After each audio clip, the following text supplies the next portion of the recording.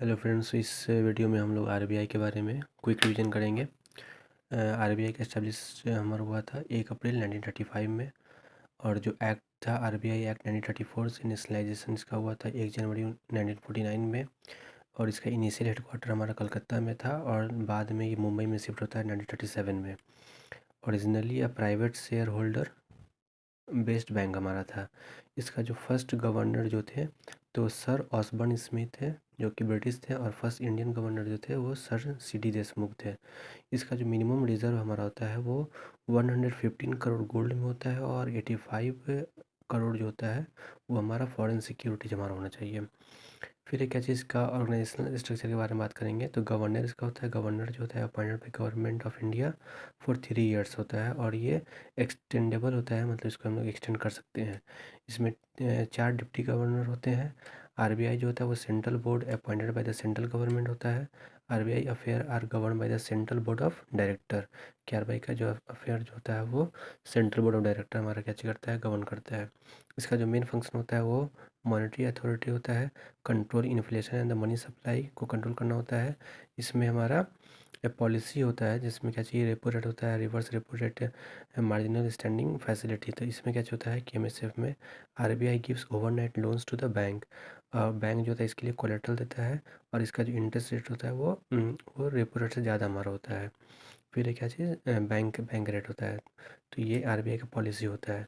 फिर एक क्या चीज़, आरबीआई का काम होता है सीआरआर और एसएलआर को मेंटेन करना। फिर क्या जो होता है कि manager of the foreign exchange. तो इस ये जो होता है हमारा, ये फेमा आया था इसमें 1999 में, जिससे हमारा फॉरेन एक्सचेंज जो होता है उसको मैनेज किया जाता है। मैनेजर फॉरेक्स रिजर्व हो गया। बैंक टू द गवर्नमेंट, ये गवर्नमेंट का बैंक होता है। मैनेज गवर्नमेंट पब्लिक डेप्ट रिसीट पेमेंट्स। और act as a banker to the state government except Sikkim. Bankers bank to maintain accounts and commercial paper, provides liquidity support under the LAF and MSF. इसका tools क्या किया जाता है, की tools for the monetary supply. तो quantitative tools में हमारा होता है बैंक रेट होता है, रेपो रेट होता है, रिवर्स रेपो रेट होता है, सीआरआर एसएलआर और ओपन मार्केट ऑपरेशन हमारा होता है। और क्वालिटेटिव टूल्स में होता है क्या चीज़, मॉडल मॉडल एक्सप्रेशन होता है, मार्जिन रिक्वायरमेंट होता है और क्रेडिट रीजनिंग होता है। फिर एक ऐसी इंपॉर्टेंट कमेटी पाई था आरबीआई। तो आरबीआई का कुछ इंपॉर्टेंट कमेटी था हमारा, पहला का जैसे नरसिम्हम कमेटी है जो बैंकिंग रिफॉर्म के लिए हुआ था। निशिकेत मोर कमेटी हमारा था फाइनेंशियल इंक्लूजन के बारे में। उषा थोड़ कमेटी जो था वो NBFC non banking financial companies के बारे में था। और उर्जित पटेल कमेटी हमारी इन्फ्लेशन टारगेटिंग रिकमेंडेशन के लिए था, जो 4% से लेकर के +2% तक का बात करते हैं। फिर एक ऐसी मॉनेटरी पॉलिसी एमपीसी के बारे में है कि ये इस्टेब्लिश हमारा हुआ था आरबीआई एक्ट 1934 सेक्शन 45 जेडबी के मतलब तहत।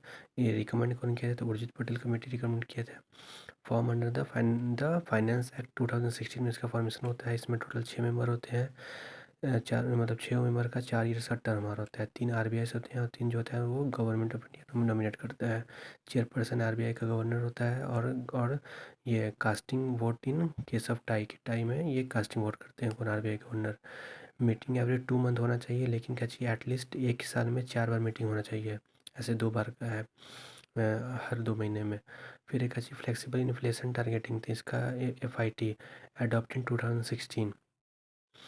आरबीआई कुछ हमारा रिपोर्ट पब्लिश करता है, इंपॉर्टेंट क्या चाहिए कि annual report, financial stability report और balance of the payment report.